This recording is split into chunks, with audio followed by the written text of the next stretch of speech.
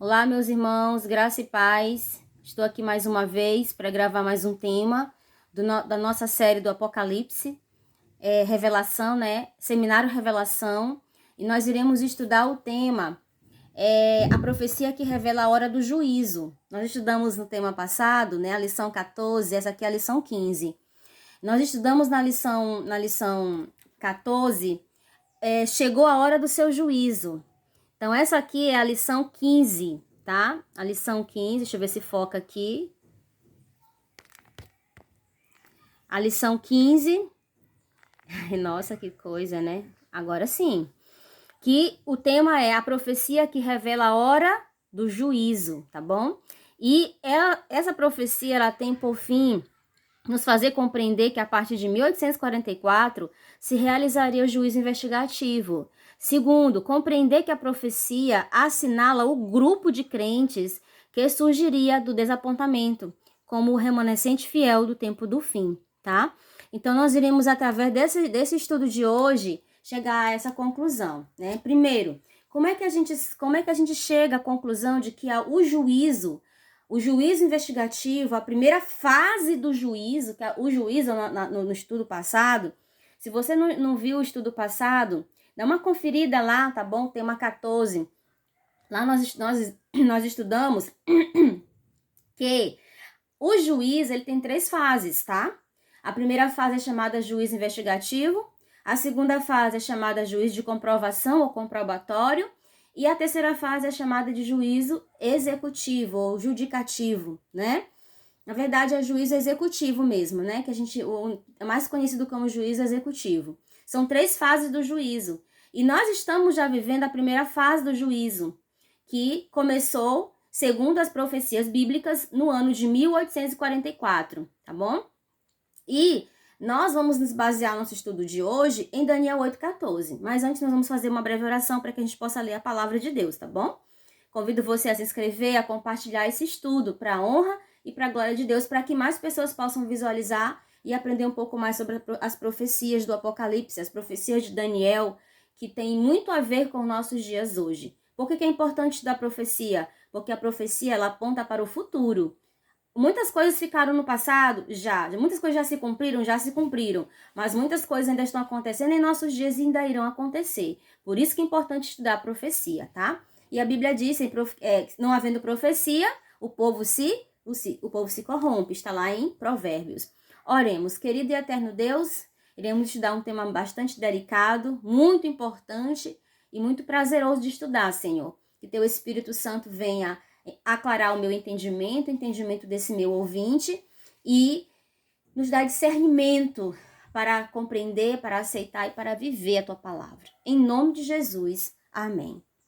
Muito bem, então o texto-chave que nós iremos meditar nessa oportunidade é Daniel capítulo 8, versículo 14. Tá aqui no meu gráfico, tá? Eu tenho aqui um gráfico.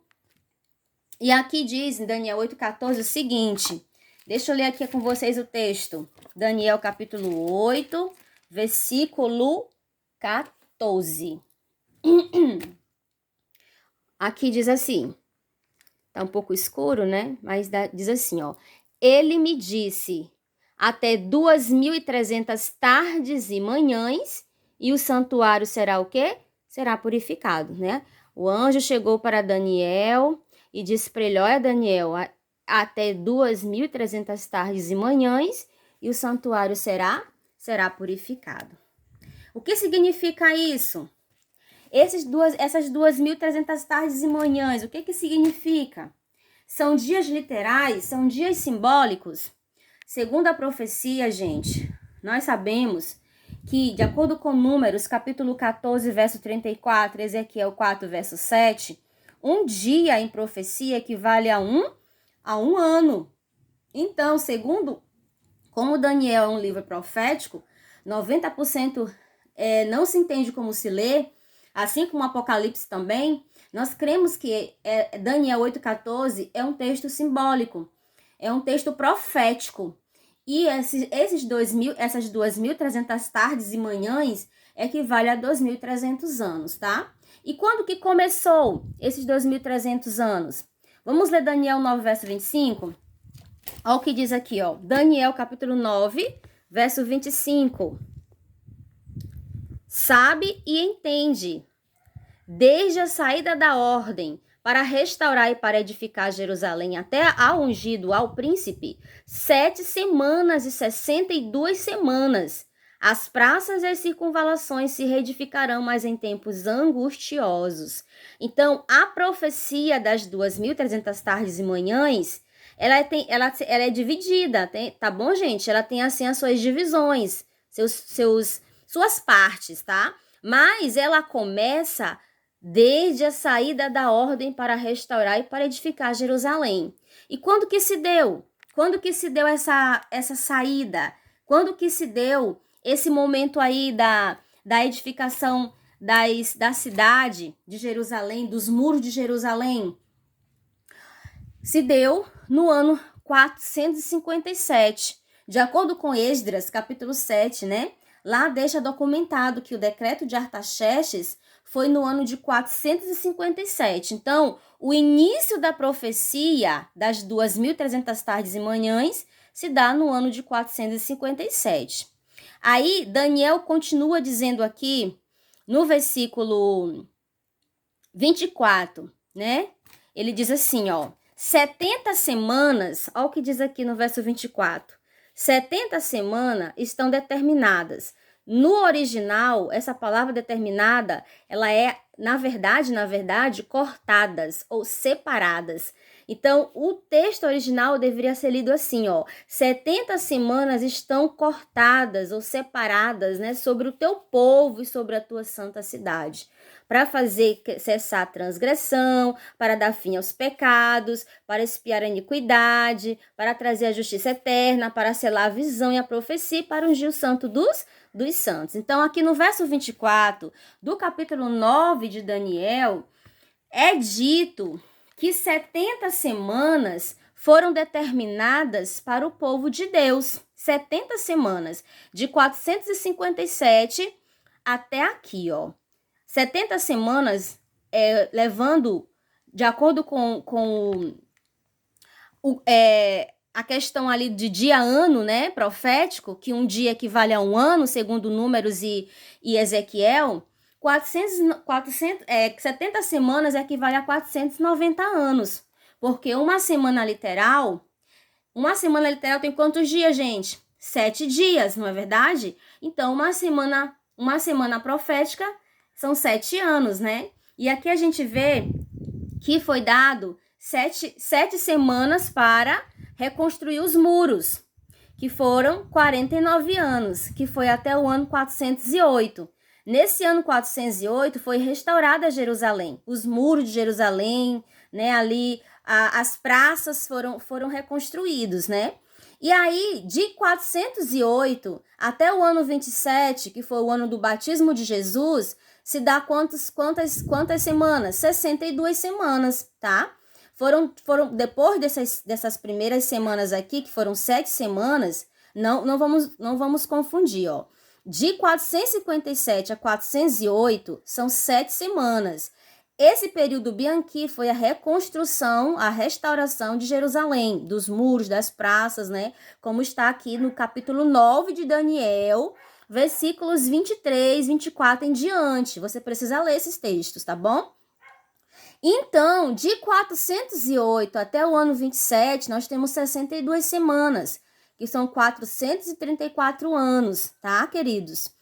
Ao todo, de 457 ao ano 27, nós temos quantas semanas? 69 semanas, porque 62 semanas mais 7 equivale a 69 semanas. Mas só que o texto bíblico diz que são dados para o povo 70 semanas. Então, ainda nós temos uma semana. Estão entendendo? Do ano 27 ao ano 34, nós temos uma semana. Só que na metade da semana, né, 3 anos e meio, foi o ano 31, o que aconteceu nesse ano? Jesus Cristo, ele morre, tá? Na metade da semana, ele morreu, ele batizou no ano 27, cumpriu aí sua missão, 3 anos ali e meio, né? No ano 31 da nossa era, ele é morto, né? Só que ainda fica faltando a metade da semana, porque diz aqui que é uma semana, né? Mais uma semana para dar o total de 70 semanas. E é o que acontece no ano 34? No ano 34, o Estevão, né? Ele é apedrejado. E esses 490 anos que foram dados para os judeus se encerram. Então, quer dizer o quê? Que no ano 34, depois de Cristo, começando em 457 até o ano 34, 490 anos foi dado para o povo de Israel, o povo eleito de Deus. Para quê? Para que eles pudessem aceitar, para que eles pudessem se levantarem como um povo, proclamarem as verdades. Só que o povo judeu, os israelitas, eles não aceitaram a Jesus. Jesus veio e eles rejeitaram a Cristo. Então, do ano 34 em diante, o evangelho foi levado a quem, queridos?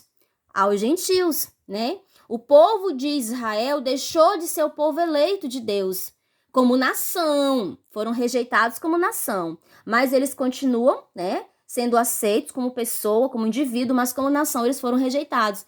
E o evangelho foi levado para os gentios, tá bom, meus amados? E aí, de 34 de 457 a 34 foram quantos anos? 490 anos, tá? 70 semanas. Só que ainda resta 1810 anos até 1844, né? Das 2.300 tardes e manhãs, tirando 490, sobra quanto tempo ainda? 1810. Então, de 34, contando mais 1810, ainda fica quanto tempo? Vai até quanto, aliás? Vai até que ano? Até 1844. Então, é dessa maneira que a gente chegou ao ano de 1844. Porque das 2.300 tardes e manhãs, que na verdade são 2.300 anos, se tirou a primeira parte, que foi os 490 anos, essa parte verde aqui todinha, que são as 70 semanas, né? Então, 2.300 anos menos 490, fica quanto tempo? 1810, né? Bora fazer essa continha aqui para ver se eu tô dando a informação correta para vocês, ó. 2.300 menos 490 equivale a 1810, né? Exatamente, né, gente? 1810. Então, de 34 até, contando, adicionando os 1810, vai dar certinho 1844, tá? Então, é dessa maneira que a gente chega, tá, queridos? Ao ano de 1844. Jesus dá início aqui a uma nova fase de seu ministério do lugar santíssimo. Lá do santuário celestial, ele sai do lugar santo para o lugar santíssimo. Ele vai começar a trabalhar agora como o quê? Como sumo sacerdote, né? Porque a gente sabe lá pelo antigo Israel que uma vez por ano, no dia da expiação, era feito o quê? Um trabalho totalmente diferente do normal, né? Do diário. Que era todos os dias lá o sacerdote entrava no lugar santo e levava o sangue do animal, aspergia ali, né? Na cortina, nos utensílios, nos móveis, né? Do santuário. Mas uma vez por ano, que era o dia da expiação, o 10º dia do 7º mês, acontecia o quê? Acontecia o dia da expiação, era um dia diferente, era o dia da purificação do santuário. E a Bíblia diz lá em Hebreus que tudo isso eram sombras das coisas que aconteciam no céu. Então, se o que acontecia na terra é uma sombra do que acontece no céu, nós estamos hoje o quê? No dia da expiação. E no ano de 1844, Cristo Jesus, ele saiu do lugar santo para o Santíssimo. E ele está ali atuando como nosso sumo sacerdote, segundo a ordem de Melquisedeque, né? Como diz lá Hebreus. Então, meus amados irmãos, isso quer dizer o quê? Que o nosso nome está passando em revista. Nós estamos passando por uma expiação, por um dia de julgamento, primeira fase. Essa fase, ela vai terminar no fechamento da porta da graça. Nós não sabemos quando vai ser, mas sabemos que está muito perto de acontecer, tá bom? Quando o juiz se levantar, que é Cristo Jesus, dizer assim, ó, está feito, como diz Apocalipse, vai se encerrar, vai se finalizar, né? Essa primeira fase do juízo, que é o juízo investigativo, ou juízo pré-advento. Os nomes estão sendo revistados ali, desde Jabel até começa primeiro com os mortos, né? Segundo o que diz a palavra de Deus. Se eu for ler todos os textos bíblicos, gente, a gente vai demorar muito esse estudo. Então, esse vídeo é para que você tente descobrir, estudar e pesquisar para você chegar realmente às conclusões que eu tô falando aqui. Eu tô falando para você aqui em grosso modo, né? De maneira assim bem... Não tem como eu falar muito assim detalhadamente, porque senão vai demorar muito. O vídeo vai ficar cansativo, vai ficar maçante. Mas o que eu quero dizer para você é que está escrito que o julgamento começa pelos mortos e vai terminar com os vivos. E essa primeira fase, a fase do juízo investigativo, ela é para os servos de Deus que entraram para o serviço do Senhor. A segunda fase, ela vai se dar para os ímpios, tá? E essa segunda fase, ela acontece no céu, pelos salvos. Os salvos, junto com Cristo, irão fazer a segunda fase do juízo, que chamamos de juízo de comprovação. Vai ser para os que se perderam, para os ímpios. E a terceira fase vai ser depois da volta de Jesus, né? Quando terminar os 1000 anos, né? Depois dos 1000 anos, que nós vamos voltar. A Bíblia diz, João diz que ele viu descer do céu a Nova Jerusalém depois dos 1000 anos. E aí a Bíblia diz que Satanás, junto com aqueles que passarão pela segunda ressurreição, que são os mortos, ímpios, vão ressuscitar. E a Bíblia diz que é um povo como a areia do mar, Gog e Magog, e eles vão ali cirandar a cidade que desceu do céu, mas nesse momento vai acontecer o que a Bíblia diz? Cai fogo do céu e consome a todos, né? Satanás, os demônios, aqueles que estão ali, né? Os ímpios que ressuscitaram pela segunda ressurreição. Então, se dará a terceira fase, né? Do juízo, que é o juízo executivo. Então, meus amados, mas o que interessa para nós é essa primeira fase. Essa primeira fase, o juízo investigativo, ela é muito importante para nós, porque nossos casos estão sendo examinados no livro do céu. Existem livros, a Bíblia fala que existem livros de registros, e tudo ali é minuciosamente escrito sobre a nossa pessoa. Nada passa desapercebido. E o Senhor vai fazer julgamentos. A Bíblia diz lá em Daniel 7 que Daniel teve ali uma visão, ele viu ali um tribunal. Assentou-se o tribunal e abriram-se os livros. Ele contemplou ali em visão o ancião de dias sentado ali, né? E ele contemplou ali os anjos como testemunhas. Ele viu livros sendo abertos. Está registrado, está escrito.